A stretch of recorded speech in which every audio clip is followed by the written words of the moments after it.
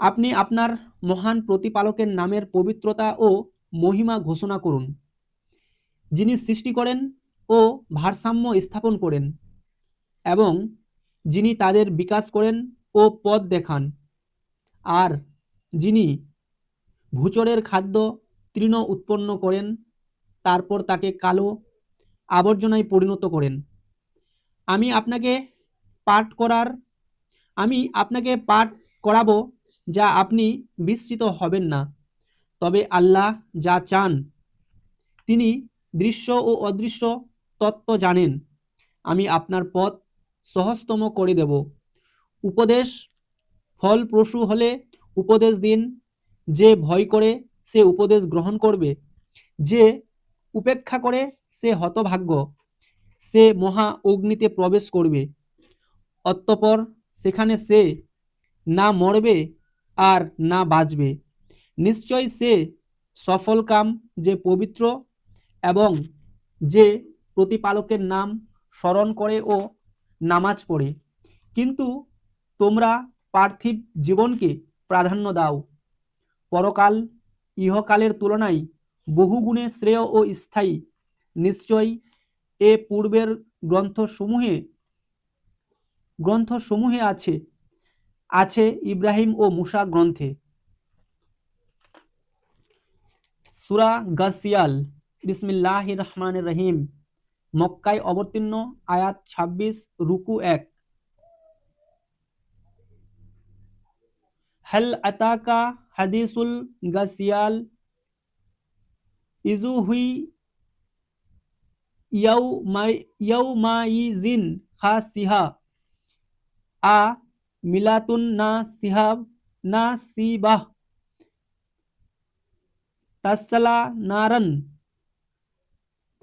নারান হা মিয়া তুসাক্কা মিন আইনিন আনিয়া লাইসা লাহুম তাআমুন ইল্লা মিন তারি লা ইউসমিনু ওয়ালা ইউগনি মিন জুই ইজু হুই ইয়াউমাইজিন না ইমাহা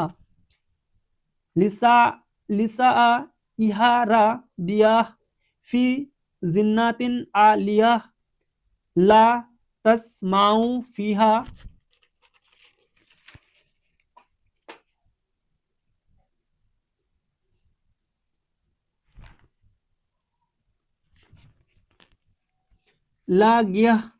লাগিয়াহ ফিহা আইনুন জারিয়াহ ফিহা সুরুরুম মারফুয়াহ ওয়া আকওয়া বুম মাউদুআহ ওয়া নামারিকু মাসফুকাহ ওয়া জারা বিজু মাবসুসাহ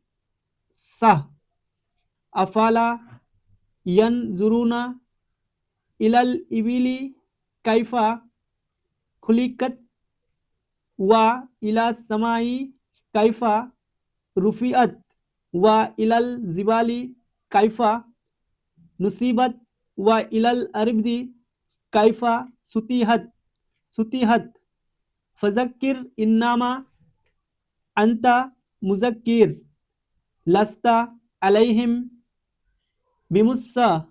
বিমুসাতির ইল্লা মান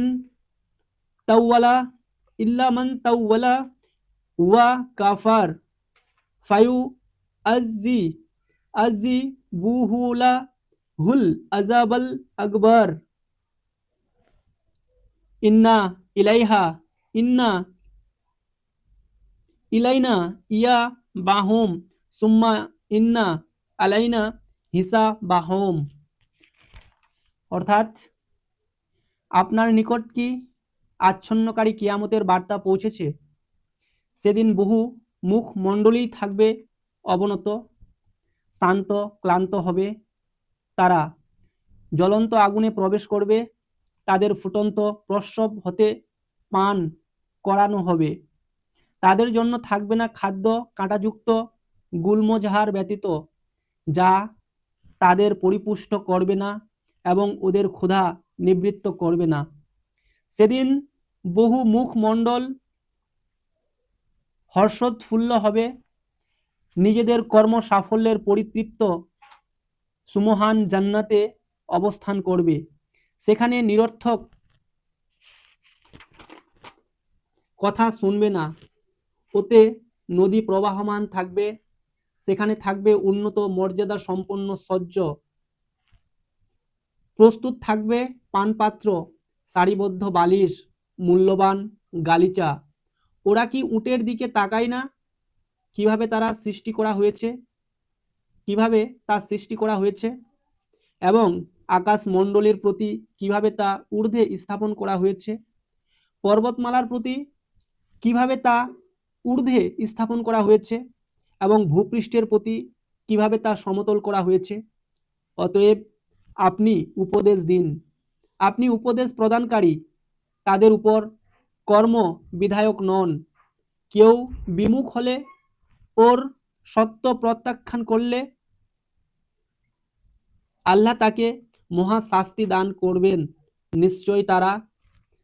নিশ্চয়ই তারা আমার নিকটেই প্রত্যাবর্তন করবে। অতএব তাদের হিসাব গ্রহণের দায়িত্ব আমারই উপর।